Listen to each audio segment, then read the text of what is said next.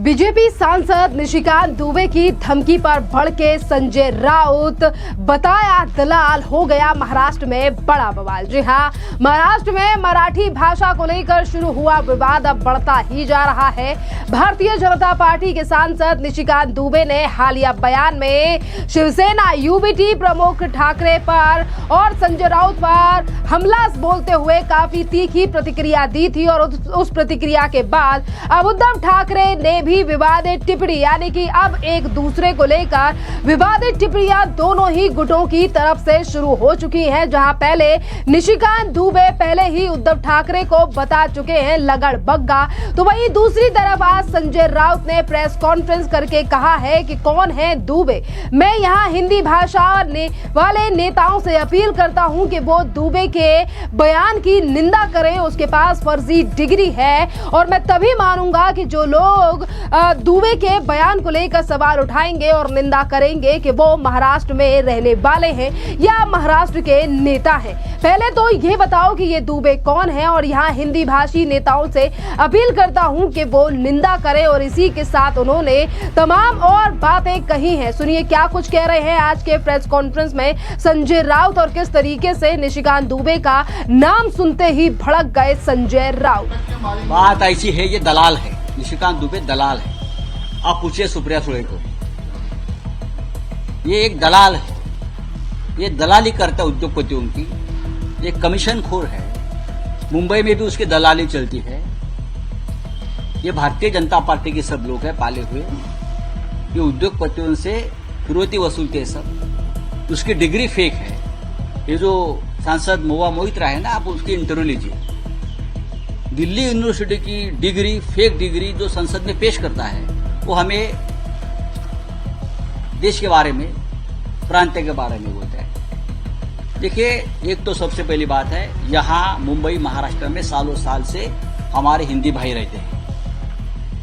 हमारा उनका अच्छा रिश्ता है, अच्छा डायलॉग है। हम राजनीति नहीं करते, ये सबसे पहली बात है। जरूर हम चाहते कि हमारे साथ रहे, हमारे साथ भी थे। अब अगर आज पॉलिटिकली नहीं है तो हम उनको कन्विंस करेंगे, लेकिन किसी भी हिंदी भाई के ऊपर शिवसेना ने हमला नहीं किया है, न करेंगे, न पहले किया है। ये दुबे को समझना चाहिए, ये राजनीति करना चाहते हैं। तो महाराष्ट्र कोई नेता इस बात का विरोध क्यों नहीं कर रहा है? सबसे पहली बात यह है कि दुबे है कौन? दुबे को क्या अथॉरिटी दिया है क्या यहाँ के हिंदी भाषिकों ने? वहां बैठकर आप बात करते हो। यहाँ के जो हिंदी भाषिक नेता है, मैं उनसे अपील करता हूं, दुबे का जो वक्तव्य है उसका निषेध करो, आप धिक्कार करो उसका। बताइए आप झूठ बोल रहे हो तो मैं कहूंगा कि आप महाराष्ट्र की मिट्टी में मिलजुल गए हो। कौन है दुबे आपका? आपका दुबे कौन लगता है? ये फालतू आदमी है, ये बोगस डिग्री जैसा गुरु वैसा चेला है। मुझे आश्चर्य है महाराष्ट्र के मुख्यमंत्री और उनके पूरे कैबिनेट का, एक आदमी भारतीय जनता पार्टी का सांसद वहां बैठकर महाराष्ट्र के बारे में, मराठी आदमी के बारे में, मराठी मानुस के बारे में घटिया बातें करता है और आप चुप बैठे हो। आप कौन से मुख्यमंत्री हो? आपको छत्रपति शिवाजी महाराज और बाला साहब ठाकरे का नाम लेने का अधिकार नहीं है भाई। एकनाथ शिंदे अपने आप को डुप्लीकेट शिवसेना का नेता मानता है ना, दाढ़ी पे हाथ घुमाते फिरता है। निकाल दो दाढ़ी आपकी। अगर दाढ़ी में दम नहीं है ना तो दाढ़ी काट कर घूमो, नहीं तो हम आपकी दाढ़ी काट देंगे। क्या चल रहा है आपका? इस्तीफा दे दो अगर मर्द हो तो। आप जाकर पूछो मोदी जी और शाह जी को, ये क्या चल रहा है महाराष्ट्र के बारे में? ये कैसी बातें हो रही है? यहाँ एक भी हिंदी भाषिक के ऊपर कभी हमला नहीं हुआ। आप मुझे बताइए, दिखाइए, आप बताइए क्या है ये? यहाँ लाखों हिंदी भाषिक रहते हैं। हम लोग हिंदी में बात, मैं अभी हिंदी में बात कर रहा हूँ ना। अगर हिंदी के ऊपर में बंदी हम लोग डालेंगे तो मैं क्यों हिंदी में बात करूं? ये तमिलनाडु नहीं है, ये महाराष्ट्र है भाई। तो ये बात है, देवेंद्र फडणवीस, ये एकनाथ शिंदे, अजित पवार जो डेप्यूटी सीएम है, तो ये उनकी जिम्मेदारी है। ये दुबे को सीधा करो। जिस तरह से महाराष्ट्र के बारे में वो बोल रहा है ना, ये आपकी जिम्मेदारी है। ये तो इस्तीफा दे दो। तो देखिए, आपने देखा कि किस तरीके से निशिकांत दुबे के नाम को सुनते ही भड़के हुए नजर आए उद्धव ठाकरे के काफी ज्यादा करीबी संजय राउत, और संजय राउत ने कई बड़ी टिप्पणियां आज निशिकांत दुबे को लेकर कर दी है। जहां एक यानी कि डिग्री को फर्जी बता दिया, तो वहीं दूसरी तरफ कहा कि आखिरकार निशिकांत दुबे पर क्यों एक्शन नहीं ले रही है राज्य की एनडीए सरकार, और इसी के साथ एकनाथ शिंदे और देवेंद्र फडणवीस को इस्तीफा दे देना चाहिए। खैर, बात यहाँ पर इस्तीफे की करें तो छोटी हो या बड़ी बात, हमेशा ही उद्धव ठाकरे, संजय राउत और तमाम विपक्ष के द्वारा महाराष्ट्र से लेकर प्रधानमंत्री नरेंद्र मोदी से इस्तीफा मांगा जाता है।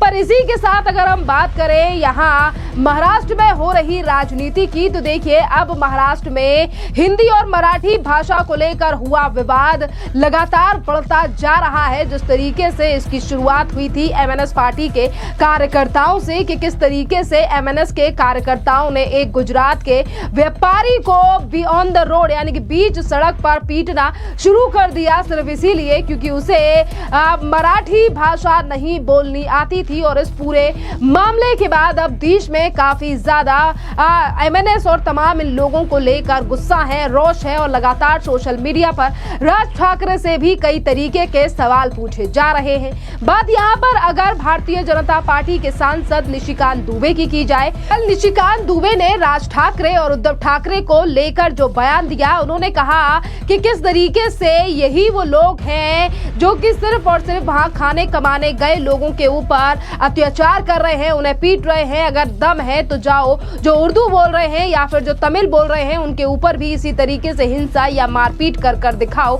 और इसी के साथ खुला चैलेंज करते हुए निशिकांत दुबे ने ये कह दिया था कि अगर इतने ही ज्यादा मराठी वाड़ी बनते हो और अपने यहाँ पर गुंडागर्दी करते हो, तो आओ उत्तर प्रदेश, आओ बिहार और आओ तमिलनाडु, यहाँ पर भी इसी तरीके से मारा पीटा जाएगा। और इसी के साथ उन्होंने उद्धव ठाकरे और राज ठाकरे को लेकर बीएमसी से जुड़े कई सवाल भी पूछे थे। सुनिए क्या कुछ कहा था कल निशिकांत दुबे ने, जिस बयान को लेकर आज उद्धव ठाकरे के काफी ज्यादा करीबी संजय राउत से लेकर पिछले दिनों आदित्य ठाकरे भी भड़कते हुए नजर आए थे। पर पहले आप सुनिए निशिकांत दुबे का वो बयान जिसने महाराष्ट्र में अब और भी ज्यादा राजनीति यानी कि इस मुद्दे को गर्मा दिया है। देखिए क्या है कि आप क्या कर रहे हो कि मराठी बोलना होगा। आप किसकी रोटी खा रहे हो? वहां टाटा है, बिरला है, रिलायंस है, कोई महाराष्ट्र में यूनिट नहीं है। सब टैक्स पेयर जो है, टाटा यदि बिहार झारखंड नहीं होता, उस वक्त बिहार नहीं होता, टाटा ने तो पहली फैक्ट्री वहीं बनाई। हमारे पैसे पर पल रहे हो, तुम कौन सा टैक्स देते हो? कौन सी इंडस्ट्री है तुम्हारे पास? माइंस हमारे पास है, झारखंड के पास है, छत्तीसगढ़ के पास है, मध्य प्रदेश के पास है, उड़ीसा के पास है। आपके पास कौन सी माइंस है? रिफाइनरी यदि रिलायंस ने बैठाई या एसआर ने रिफाइनरी बैठाई तो वो गुजरात में रिफाइनरी बैठाई है। सारी इंडस्ट्री जो है, सेमीकंडक्टर की भी इंडस्ट्री है तो गुजरात में आ रही है। आप जो है लाटसाही कर रहे, और ऊपर से जो है आप हमारा दोहन करके, शोषण करके टैक्स पेयर करते हो। और यदि आप में ज्यादा हिम्मत है, आप जो इस तरह की घटिया हरकत कर रहे हो, और मैंने हमेशा कहा है कि जब अपने घर में हो, महाराष्ट्र में हो, यदि बहुत बड़े बॉस हो तो चलो बिहार, चलो उत्तर प्रदेश, चलो तमिलनाडु। ये एनार्की जो है नहीं चलेगी। हम मराठी का सम्मान करते हैं, मराठी एक आदरणीय भाषा है, और हम छत्रपति साहू जी महाराज, छत्रपति शिवाजी महाराज, पेशवा, सबका जो है तात्या टोपे से लेके सभी का हम सम्मान करते हैं। उन सबों ने, तिलक हो चाहे लाजपत राय हो, सभी ने जो है आज़ादी के आंदोलन में, गोपाल कृष्ण गोखले हो, सबसे बड़ा योगदान दिया है। हम तो सभी मराठी स्वतंत्रता सेनानियों का सम्मान करते हैं। महाराष्ट्र के स्वतंत्रता में, हमारे भारत की स्वतंत्रता में बहुत बड़ा योगदान है। लेकिन आज जो वोट बैंक की पॉलिटिक्स, बीएमसी का चुनाव होने वाला है, और ये उद्धव ठाकरे और राज ठाकरे जो कर रहा है, इससे घटिया कोई काम नहीं हो सकता है, और हम इसका प्रतिकार करते हैं।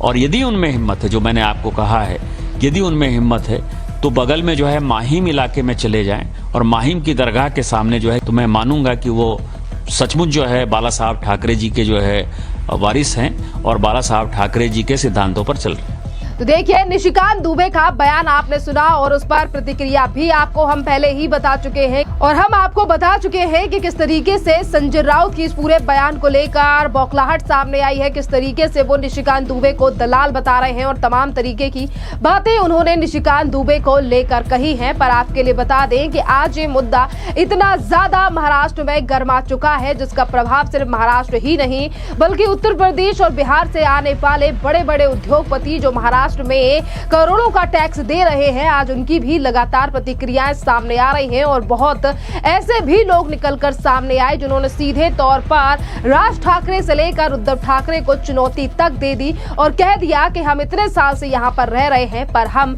मराठी नहीं बोलेंगे क्योंकि इस भाषा को किसी पर थोपा नहीं जा सकता है। और इसी के साथ साथ तमाम उद्योगपति और ऐसे भी लोग सामने आए जिन्होंने कहा कि टैक्स तो हम भी करोड़ों में भरते हैं पर किसी भाषा को किसी पर थोपा नहीं जा सकता अगर आप हिंदी को थोपने की बात कर रहे हैं। और देखिए, इसी बयान के बाद अब लगातार उद्धव ठाकरे और राज ठाकरे की मुश्किलें खड़ी होती हुई नजर आ रही हैं। जिस बीएमसी के चुनाव में दोनों भाई बनाना चाहते थे अपने नंबर, अब ऐसा लग रहा है कि उसी बीएमसी से हाथ मलते ना रह जाएं उद्धव ठाकरे और राज ठाकरे। जिस तरीके से आज लोगों का गुस्सा लगातार इन दोनों भाइयों को लेकर सोशल मीडिया पर दिखाई दे रहा है, क्योंकि बात यहाँ सिर्फ भाषा की नहीं है बल्कि जो लोग मराठी नहीं बोल पा रहे हैं उनके साथ मार पिटाई और उनके शोरूमों को तक क्षतिग्रस्त किया जा रहा है, जो कि बर्दाश्त करने लायक नहीं है। और यही तमाम राय आज सोशल मीडिया पर भी जनता की देखी जा सकती है।